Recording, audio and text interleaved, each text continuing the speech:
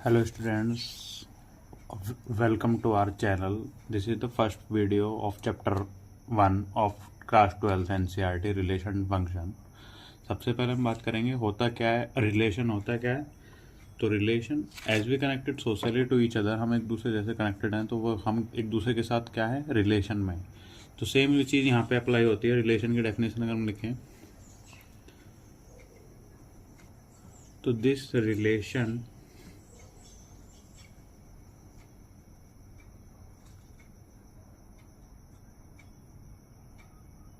refers the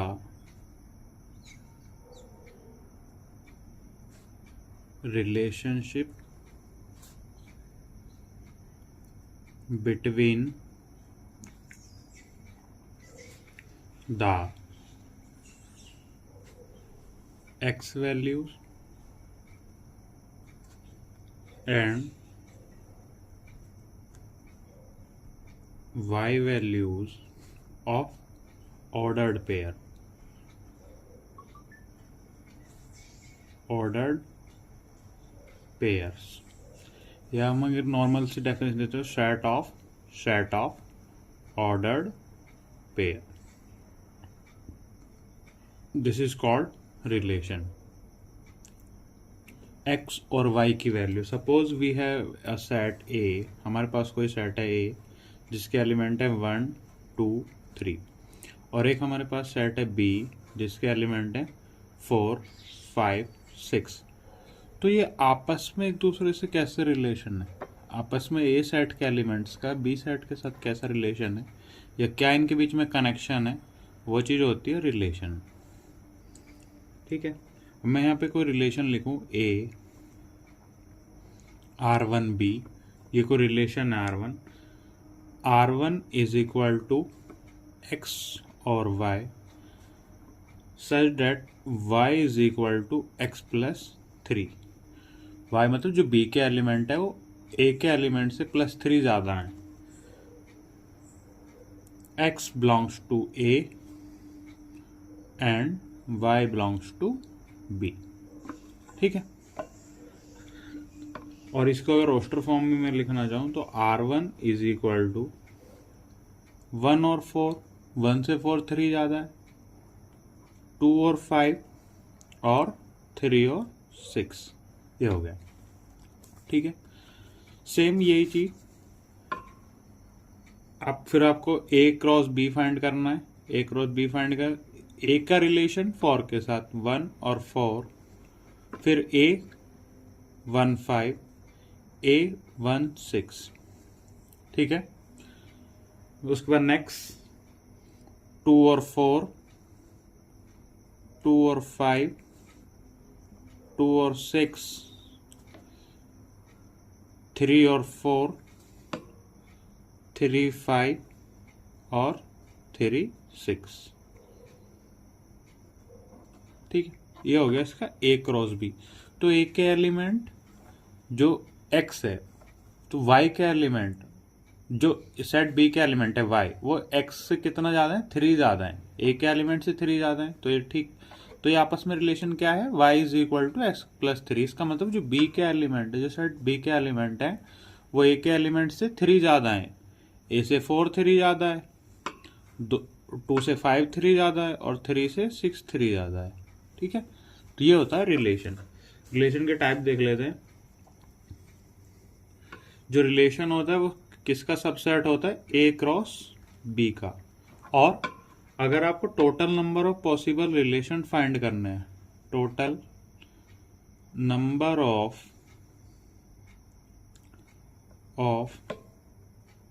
possible relations from set A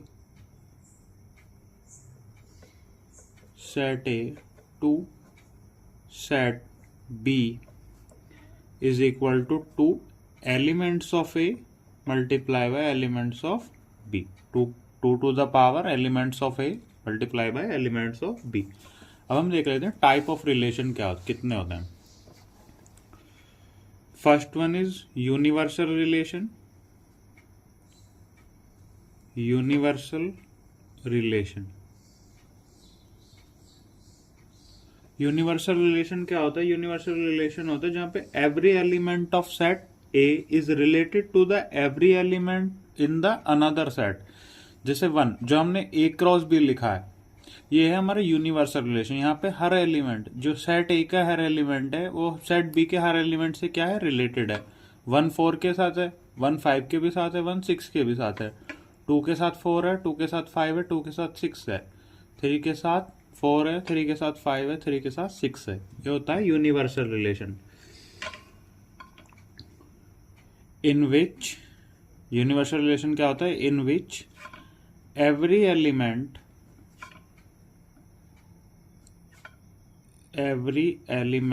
of a set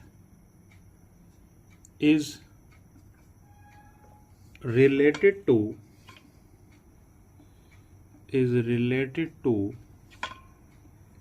every other element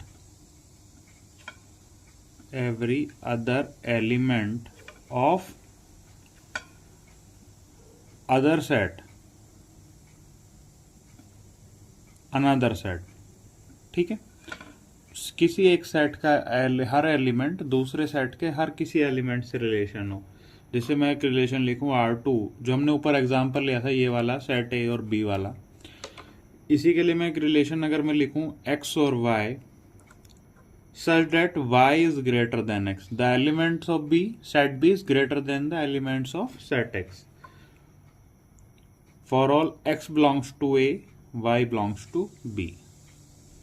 तो जब आप इसको roster form में आप लिखोगे R2 इज इक्वल टू 1 और 4, ये भी आएगा, 1 और 5 भी आएगा, 1 और 6 भी आएगा, 2 और 4 भी आएगा, 2 5, 2 6, 3 4,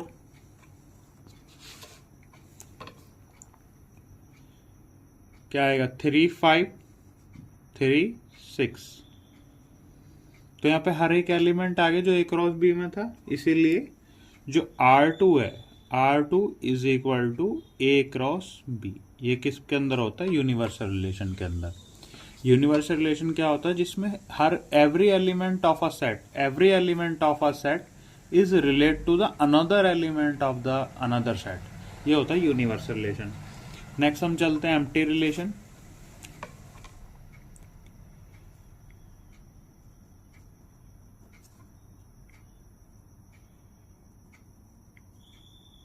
एम्प्टी रिलेशन की तरफ अगर हम चलें तो उसका एम्प्टी रिलेशन क्या होता है? There is no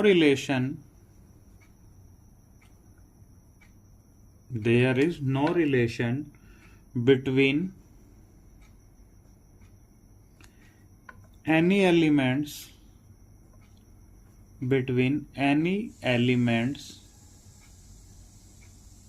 of the set। जहाँ पे सेट के बीच में कोई आपस में कोई रिलेशन ही ना हो, वो होता है एम्प्टी सेट। जैसे मैं एक रिलेशन लिखूँ R is equal to x, y।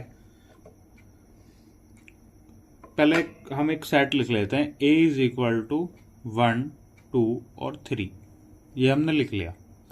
Set क्या लिखा हमने? 1 2 3। और हम इसके बीच में कोई रिलेशन लिखें x और y such that x minus Y is equal to 8। तो इसमें क्या आपस में किसी डिजिट को माइनस करने पर 8 आएगा? नहीं। तो इसका मतलब R क्या है? R क्या है? Nil set. Phi is equal to empty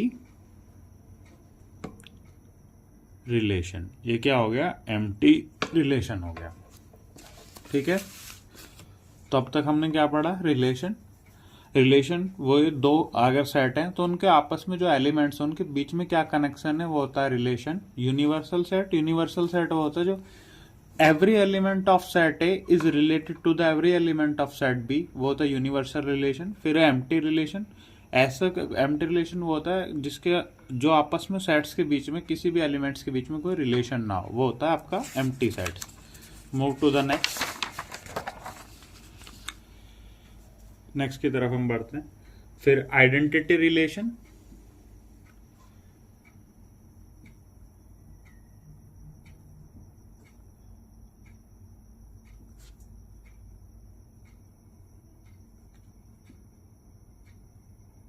identity relation, identity relation की डेफिनेशन है every a relation R in set A is set to B identity relation where every set A is related to itself only. क्या condition है? Where every element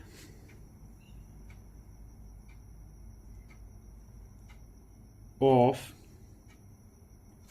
set A is related to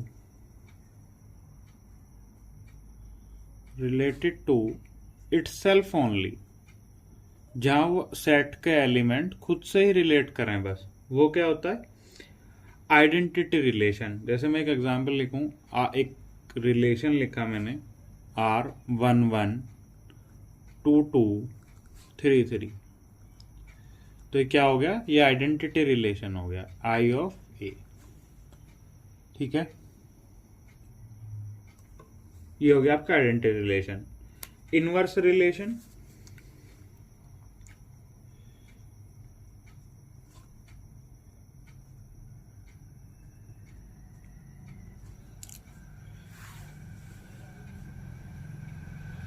when a set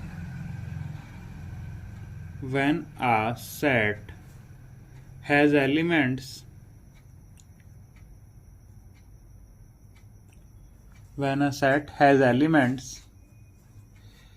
which are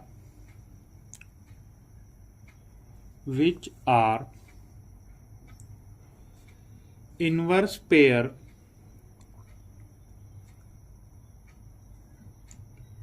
of another set,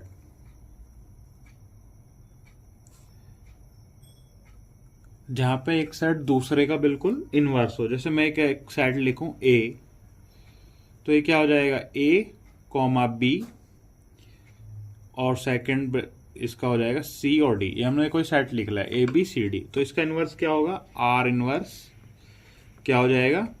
B और A और D और C। ये होता है inverse relation, जहां पे एक सेट एक दूसरे का बिल्कुल इनवर्स पेयर हो, वो होता है आपका इनवर्स रिलेशन।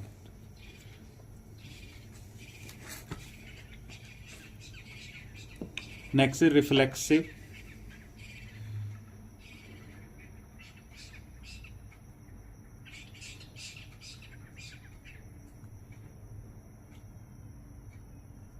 रिफ्लेक्सिव रिलेशन होता है जैसे सेट के अंदर अगर every element maps to itself, हर एलिमेंट खुद से अगर मैप कर रहा है तो वो क्या है? आपका रिफ्लेक्सिव रिलेशन। तो इसके लिए if A belongs to R, तो A क्या है? वो खुद से ही मैप कर रहा है, तो ये क्या हो गया आपका? Reflexive relation for all A belongs to any set, we can say that capital A। ठीक है, it is called reflexive relation. अब इसके अंदर जैसे हम एक रिलेशन लिखें R is equal to A B comma AC comma BC comma BB और कॉमा C और C, ये हमने एक रिलेशन लिखा। तो इसके अंदर A है, BB है, CC है। रिफ्लेक्सिव होने के लिए सेम के साथ मैप करना ये मैंडेटरी है, बाकी सब ये ऑप्शनल है। ये हो या ना हो उसका फर्क नहीं पड़ता। ठीक है, ये क्या है? ऑप्शनल है। बाकी ये सब तीनों चीजें ये मैंडेटरी हैं। किसी भी एलिमेंट का खुद से मैप करना वो मैंडेटरी है। ठीक है, now move to next, symmetric.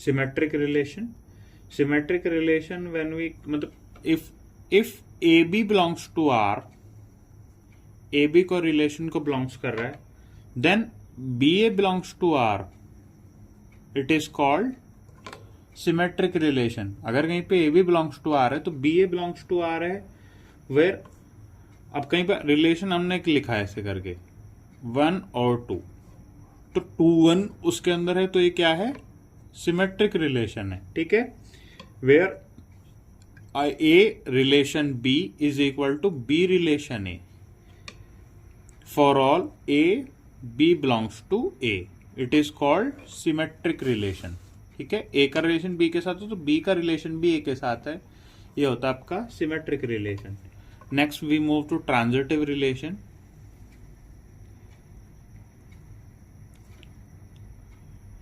Transitive relation, transitive relation होता है like we suppose A B belongs to R, if A B belongs to R and B C belongs to R, ठीक है। तो then if AC belongs to R, then we can say that relation is transitive। कहीं पे AB belongs to R किसी relation में और BC belongs to R, तो AC is also belongs to R, तो वो क्या है आपका ट्रांजिटिव रिलेशन। जैसे एक रिलेशन हम लिखें R इज इक्वल टू 1 और 2 आपको गिवन है, नेक्स्ट फिर 2 3 गिवन है, तो 1 और 3 भी उसमें गिवन है, तो वो क्या है आपका, वो आपका ट्रांजिटिव रिलेशन है।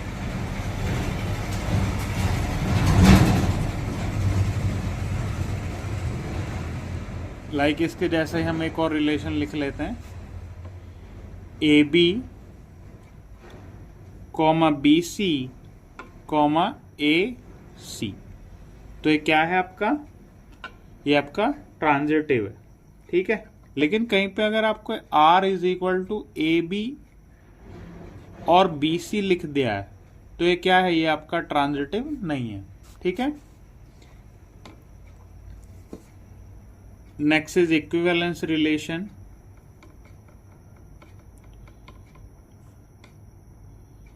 Equivalence relation, what is equivalence relation, कोई सेट अगर सिमेट्रिक भी है,